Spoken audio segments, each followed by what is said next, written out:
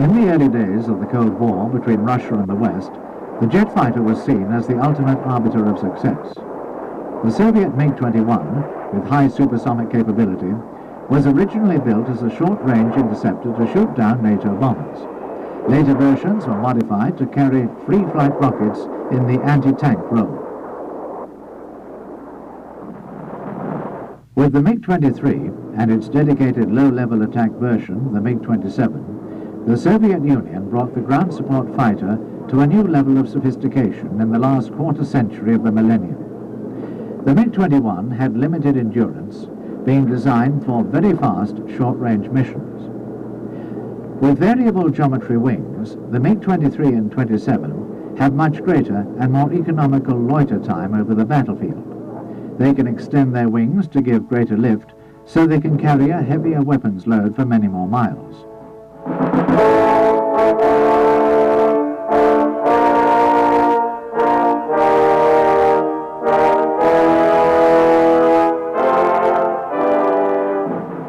That load could include 250 or 1,000-pound bombs, cluster bombs for aerial denial and attacking enemy infantry, air-to-air missiles to defend themselves against opposing fighters, and pods of free-flight rockets for attacking tanks. This multi-role capability makes the MiG-23 one of the most successful combat aircraft of the post-war era, alongside the American F-4 Phantom, and many are still in use with client nations around the world.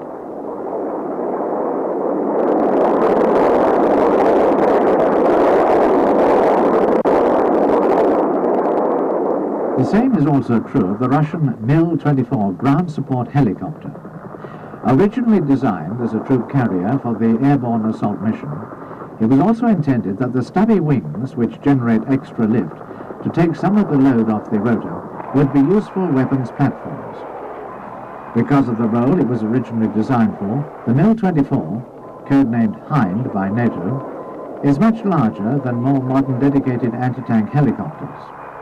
Despite this, for a long time it was by far the fastest military helicopter in service anywhere in the world, while its crews appreciate both the armor plating, which helps protect them from ground fire, and the infrared suppressed engines, which present a small target to heat-seeking missiles. The Marquis Hind is intended to range along the flanks of an armored assault to protect it, and the aircrew work in close collaboration with the tanks on the ground. Although the helicopter doesn't have what is now called nap-of-the-earth capability, allowing it to wait in ambush for an enemy tank, its high speed and ability to fire either multiple salvos of free-flight rockets or guided anti-tank missiles makes it a superb weapon during a fast-moving attack.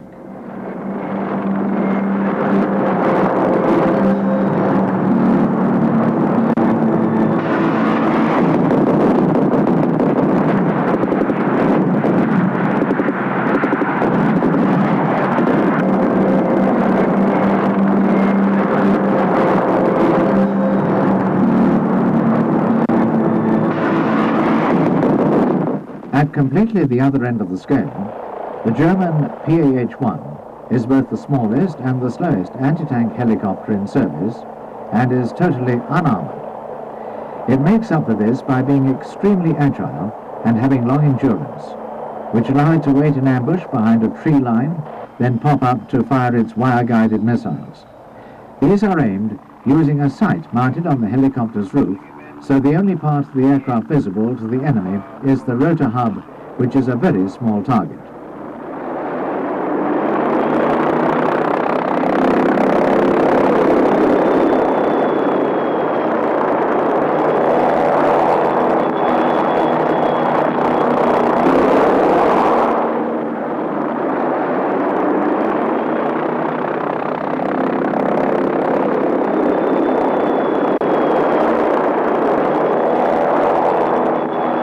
The helicopter can also maneuver to a limited extent while a missile is in flight, since all the operator has to do is keep the crosshairs centered on the target to ensure a hit. The PAH-1 can fire either the French Hot or the American Tau missile, both of which are very effective against conventional steel armor. They are unlikely, though, to do much damage to a main battle tank fitted both with the Chobham-style laminated armor and reactive armor plates, which dissipate the effect of hollow charge warheads. The type selected as replacement for the PAH-1 and also for the Gazelle, operated in the same role by the French, is a collaborative venture by Eurocopter which was created to combine the helicopter's interests of aerospatiale and MBB. This advanced anti-tank type is known to the French and Germans as the Tigre and Tiger respectively, and is a highly capable machine offering high performance, good maneuverability, and the combination of advanced electronics and weapons.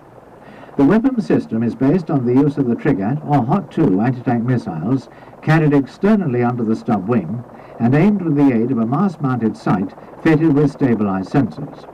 The underwing hardpoints can also carry cannon and machine gun pods or multi-tube rocket launchers, and there are wingtip positions for up to 4 short-range AAMs used in the self-protection and escort roles. The pilot and gunner are seated in tandem with the unusual arrangement of the pilot ahead of and below the gunner in separate cockpits, and the two men have at their disposal comprehensive flight and targeting systems. Survivability was high on the design team's agenda, and the combination of a twin-engine power plant and a 4-blade rotor provides excellent performance.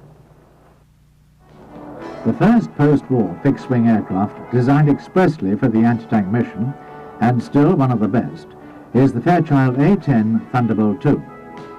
It is literally built around a 30mm 7-barreled Gatling gun, itself as big as a saloon car. This gives such a phenomenal rate of fire and muzzle velocity that a tank's armor simply disintegrates under the impact.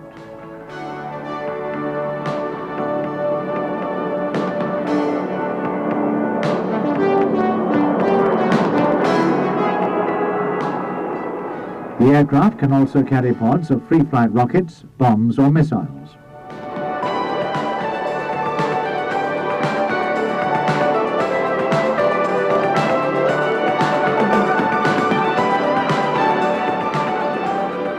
The whole concept of a slow-flying tactical weapons carrier, able to survive over a battlefield by flying very low and carrying special armor and duplicated control systems, has been a matter of heated debate for years.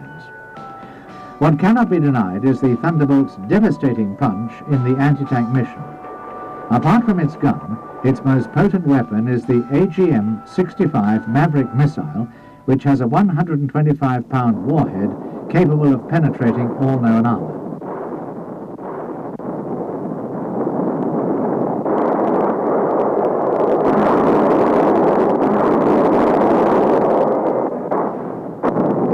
Early versions of this missile were guided by a television camera in the nose, but the latest variant uses thermal imaging, allowing it to be fired by day or night under any weather conditions. It is a fire-and-forget missile, meaning that once launched, the aircraft's pilot can maneuver at will. One of the longest-serving and most familiar helicopters in the world is the American Huey Cobra, which first saw action in Vietnam.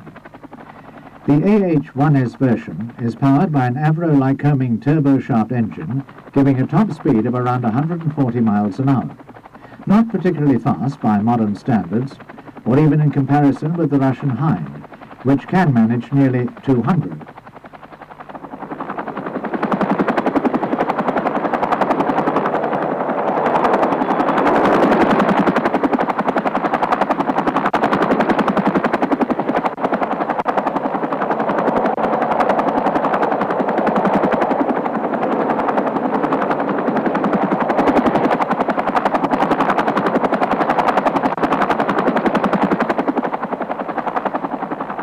Basic weapons fit is 8 TOW missiles, the acronym standing for Tube-Launched, Optically Tracked, Wire-Guided, which we'll come back to in a minute.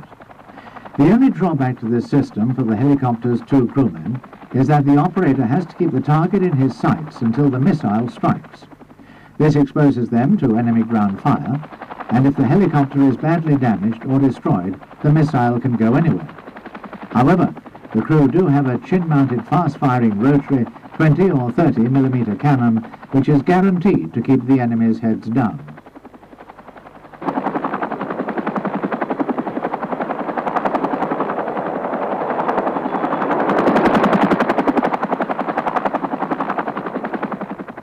much more modern McDonnell Douglas AH-64 Apache also has a gun. In this case, the Hughes 30mm chain gun with over 1,000 rounds of ammunition, providing sustained fire for up to 2 minutes.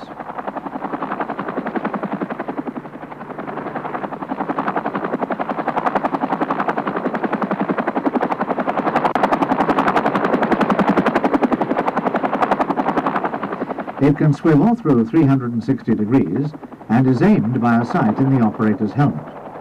As he moves his head, the cameras in the nose automatically look in the same direction. The chain gun is not itself an anti-tank weapon, but it can inflict serious damage on more lightly armored targets, such as infantry personnel carriers.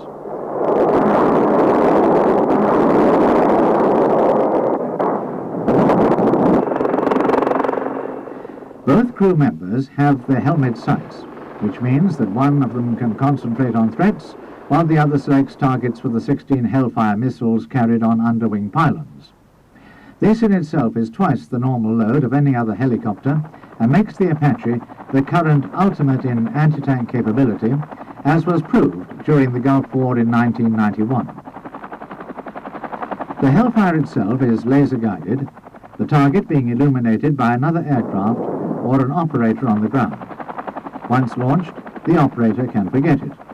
The missiles can even be ripple-fired against several targets using coded laser beams, and they have a range of over 3 miles.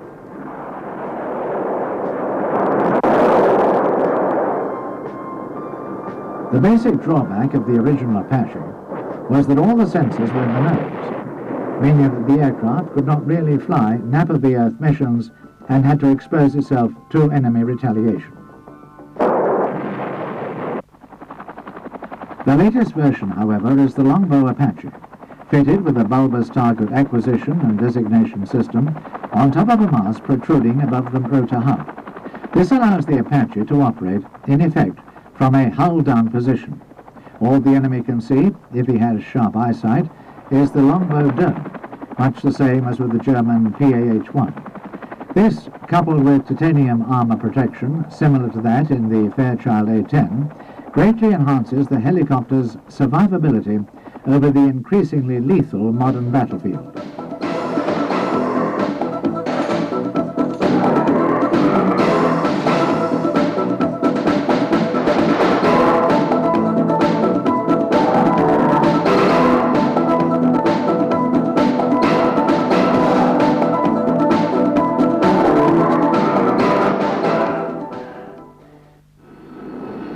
Another very versatile aircraft for the ground support and anti-tank mission is the unique British Harrier, used by naval as well as land-based squadrons, including the United States Marine Corps.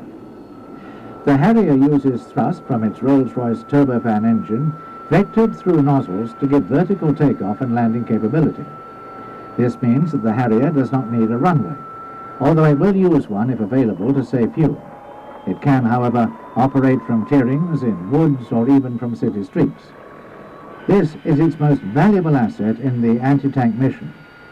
Although it is not supersonic, the Harrier is 3 times as fast as any helicopter and can therefore respond to a request for help from the ground forces much more quickly. Although the Harrier's principal mission is not anti-tank, it can carry pods for free-flight rockets which have impressive armor-piercing capability, or use the laser designator in its nose to drop smart bombs with pinpoint accuracy, as was proved in the recent conflict against the Serbs in Kosovo. The Harrier is also a very capable dogfighter, as Argentinian pilots discovered in the Falklands, and carries air-to-air missiles to protect itself from counterattack while supporting the troops on the ground.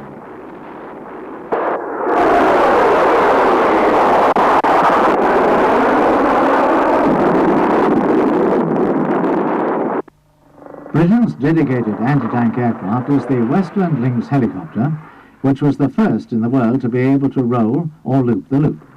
This extraordinary agility is one of its principal assets on the modern battlefield. Although it is unarmored, it can jink rapidly to avoid enemy ground fire and can pull higher G in a turn than any other military helicopter, allowing it to evade hostile aircraft with ease.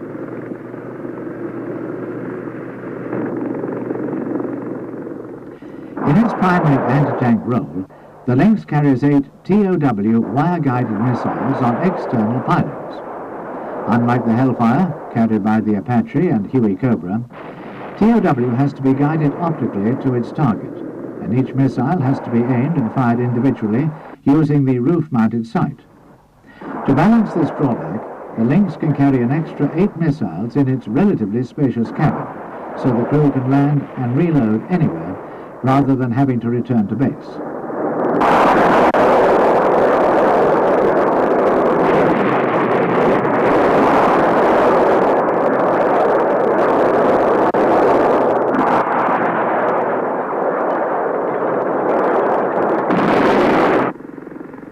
That same cabin can also carry up to 10 infantrymen, although a more aggressive option is 3 gun crews with Milan anti-tank missiles and their launchers. Using its high speed of just under 200 miles per hour and wonderful maneuverability, the Lynx can deposit the anti-tank teams anywhere on the battlefield and leave them to get on with the job.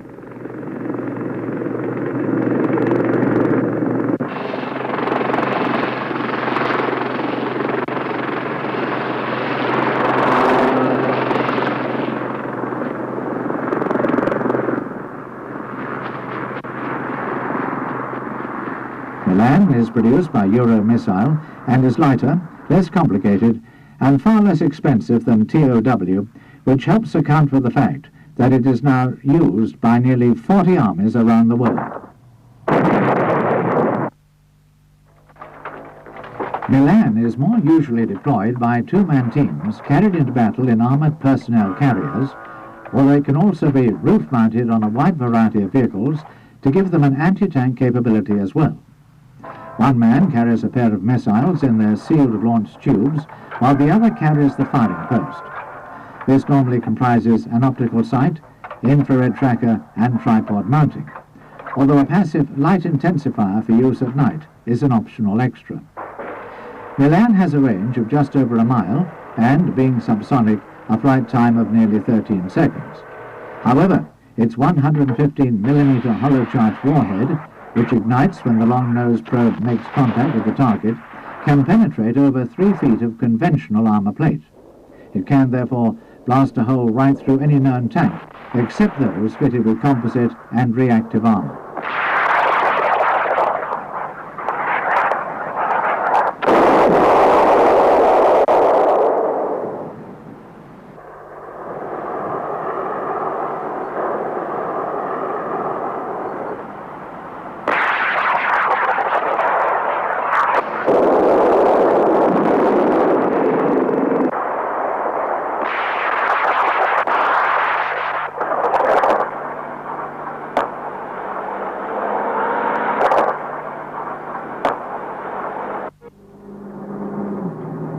Another infantry portable anti-tank missile in the same class, although it is unguided, is the Swedish Carl Gustaf. In many respects, this simple, lightweight weapon is nothing more than a more advanced version of the wartime German Panzerfaust. The missile itself only weighs 5 pounds, but it has a range of half a mile compared with the Panzerfaust's 50 yards and can penetrate up to 15 inches of steel armor plate.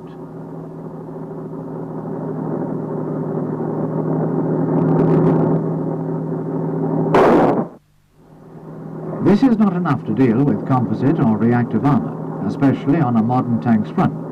So infantry tank-busting teams normally try to wait concealed in ambush until the tank has passed, then hit it in flank or rear.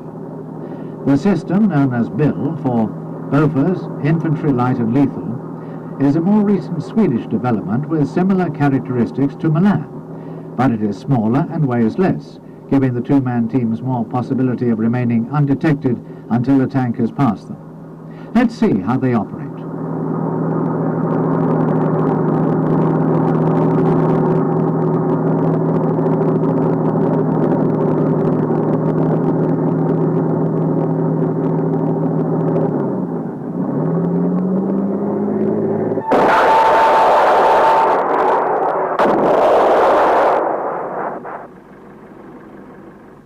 A tank's frontal armor these days is almost certain to be too strong for the missile's comparatively small warhead.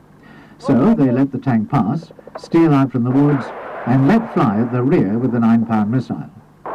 Many modern tanks carry their ammunition here, so it's a good spot to hit.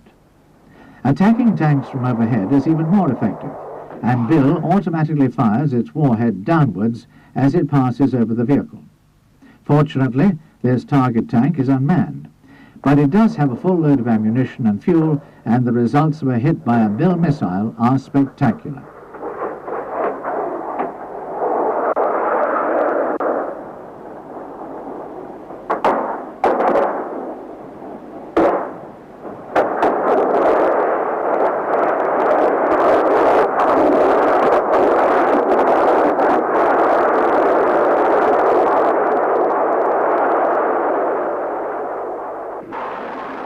The warhead of Euromissile Hot weighs as much alone as the whole Bill missile, and the system is not man-portable, but is fitted to a variety of vehicles and helicopters. Once launched, fins open out, and the missile spins in flight to give it stability, with its guiding wire paying out behind it. All the operator has to do is keep the crosshairs on his magnifying sight centered on the target, and a hit is assured. Like Davy Crockett, a skilled operator can put missile after missile straight onto the same spot.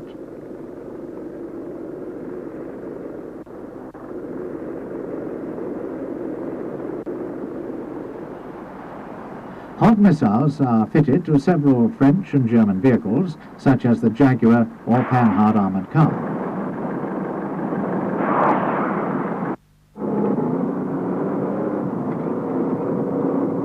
It is also mounted in a retractable launching module called Mephisto to the French VAB. This four-wheel vehicle is basically an armoured personnel carrier, and to an enemy tank crew doesn't look much of a threat until the launcher is raised and the missile fired. The operator uses a periscopic sight to identify his target first and can fire from a hull-down position.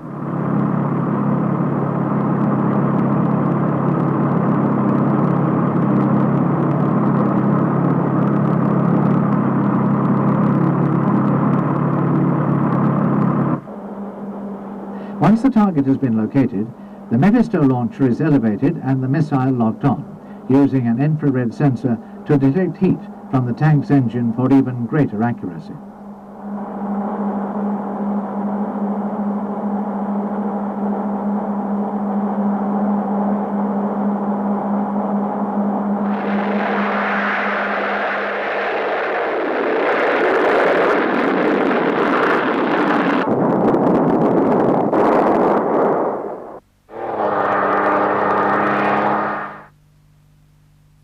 The most widely used anti-tank missile in the Western world, though, is the Hughes BGM-71 TOW. Over 500,000 have been manufactured in 3 basic versions with further upgrades in the pipeline. It is the single most important anti-tank weapon in the NATO armory. Although not man-portable, because the system weighs too much, it can be fitted to light vehicles such as the American Jeep-like Hummer, as well as to armoured fighting vehicles and helicopters. The system first saw action in Vietnam and has been used in just about every conflict since then.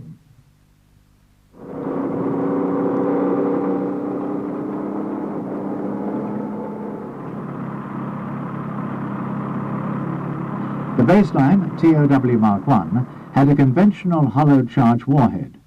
In TOW-2, an improved explosive compound was coupled with a long-nosed probe to make sure the warhead exploded the correct distance for maximum penetration of an enemy tank's armor. TOW-3 not only has the capability to hit its target from above, where a tank's armor is weakest, but also has tandem warheads which explode in sequence to defeat reactive armor. The missile has a range of some 1,000 yards, but at that distance will take 15 seconds to reach its target, a long time on a battlefield with people shooting back at you. A supersonic radio-guided version is under development.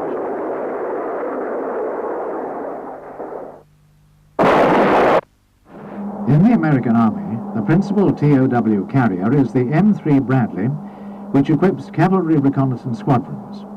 Each vehicle has a pair of turret-mounted launchers and carries 10 reloads in the hull, So although the Bradley is not dedicated to the anti-tank mission, it is very capable.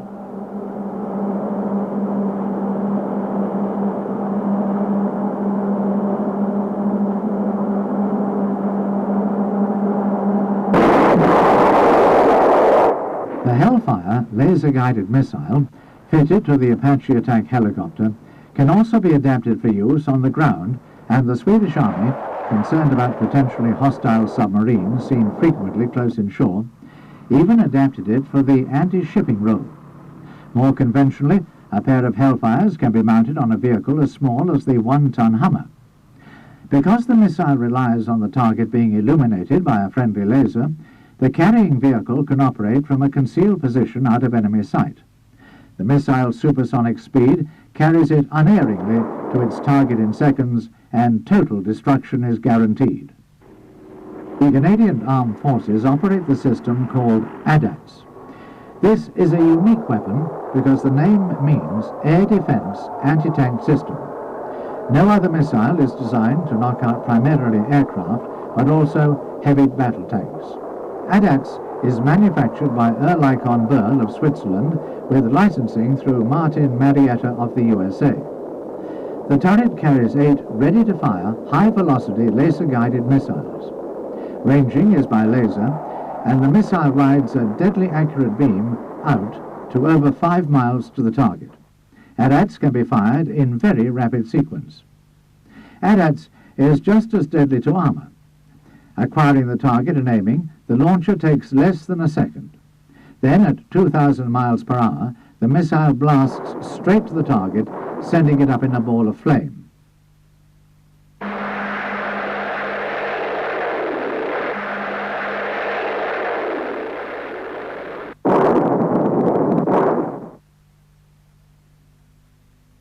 As these test shots prove, the missile can penetrate extremely heavy armor.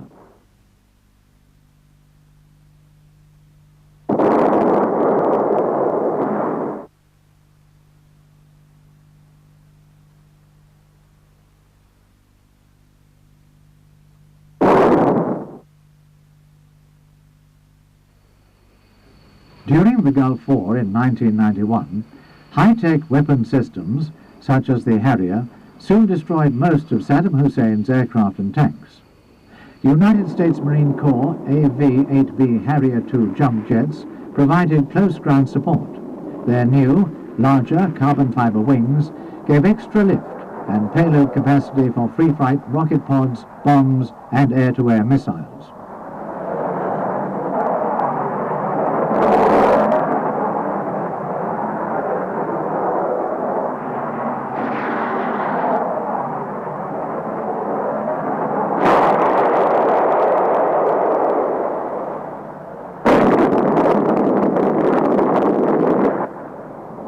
The A-10 Thunderbolt II was there as well, and even though they only had first-generation Maverick missiles with television guidance, they were able to inflict terrible damage on the Russian-built tanks of the Iraqi Republican Guard.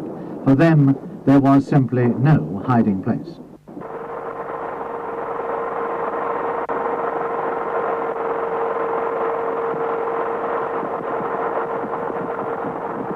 Even the tiny Kuwaiti Air Force provided some aerospatial gazelles in the close support and anti-tank roles.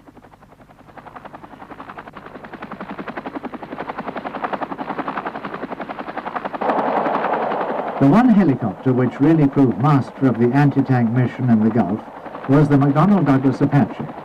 Able to operate by night almost as easily as under the hot desert sun, it was able to take out targets such as this forward observation post even before the Republican Guards realized their enemy was anywhere near them.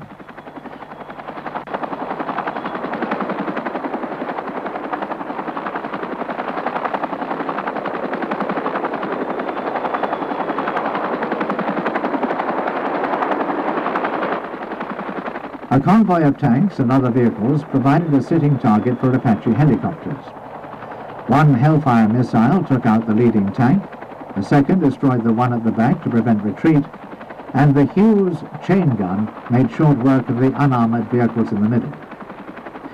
It has been said that smart weapons won the war against Saddam Hussein, but it must be remembered that it takes smart men to design them and brave as well as smart men to operate them effectively. The thousands of smashed and burnt-out vehicles and long columns of prisoners marked the end of Saddam Hussein's dreams of conquest and thoroughly vindicated all the hard work and money which goes into developing the technology for the modern anti-tank mission.